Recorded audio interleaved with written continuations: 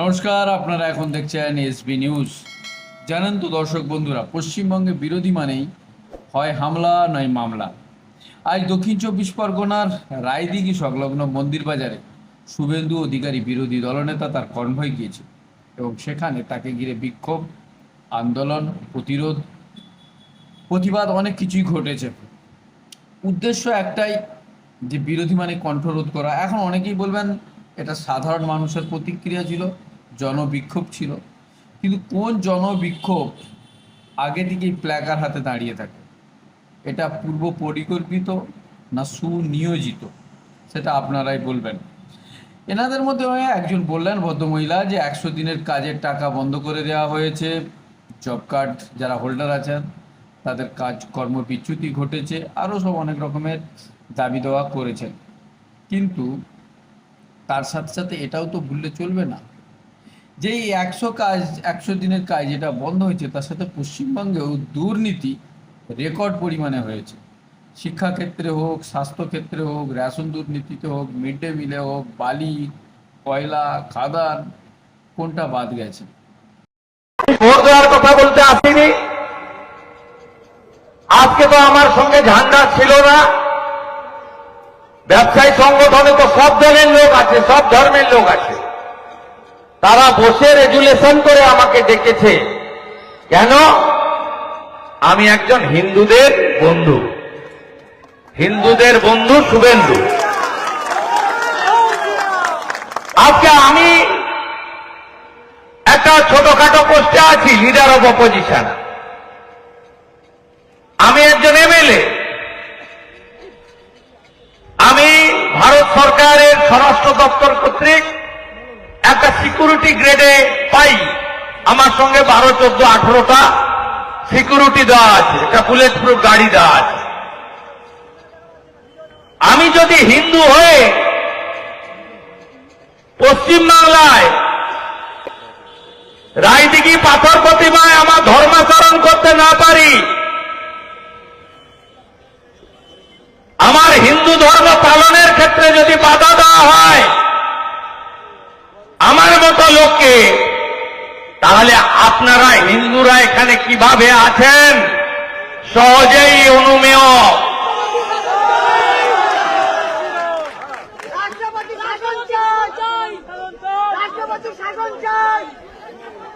বলুন, জনগণ আওয়াজ তুলুন।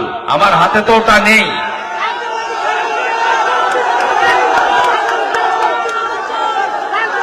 রাষ্ট্রপতি শাসন চাই। আমার হাতে থাকলে ওটা 1 ঘন্টা লাগতো। রাষ্ট্রপতি শাসন চাই, রাষ্ট্রপতি শাসন চাই।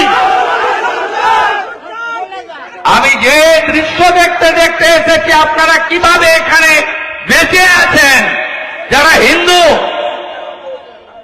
মহারাজ স্বামী প্রণবানন্দের ভূমিকা নিন। আমাদের যদি ধর্ম পালনই করতে না দেয়, তাহলে স্বামী প্রণবানন্দের মতো আমরাও ধর্ম রক্ষিত তার জন্য আত্মবলিদান করতে প্রস্তুত আছি।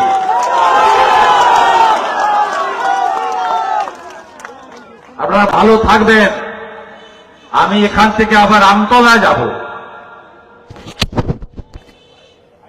7,15,000, ওটা ভাইপোর এলাকা নয়, রাষ্ট্রবাদীদের এলাকা। উনি সেলোটেপ লাগিয়ে দিয়েছিলেন ইভিএম এ। আর এই যে কয়লা চোর কোটেশ্বর রাও, সুন্দরবনের এসপি,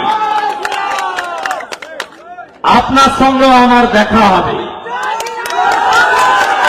আপনার সঙ্গে দেখা হবে। আপনাকে 5 বার ইডি ডেকেছিল দিল্লিতে, আপনি করিয়েছেন। আমাকে আয়োজকরা বলেছে রায়দিঘির আইসির সুইচ অফ ছিল। এপ্রিল মাসের পরে আপনার হাতে যাতে মোবাইল ফোন না থাকে সেটাও আমি দেখব। চিরদিন কারো সমান নাহি যায়। পৃথিবীটা গোল। অনেকে বলেন পরের জন্ম, আমি বলি না, জমা খরচের হিসাব এ জন্মেই হয়। কেউ আপনাদের বাঁচাতে পারবে না। এই ছবিগুলো থাকলো, ভিডিওগুলো, আপনারা এর বদলা চান, হ্যাঁ কি না? তাহলে বদল করতে হবে, বদল করতে হবে। হিন্দুদের এক হতে হবে। তৃণমূলের হিন্দু, সিপিএম এর হিন্দু।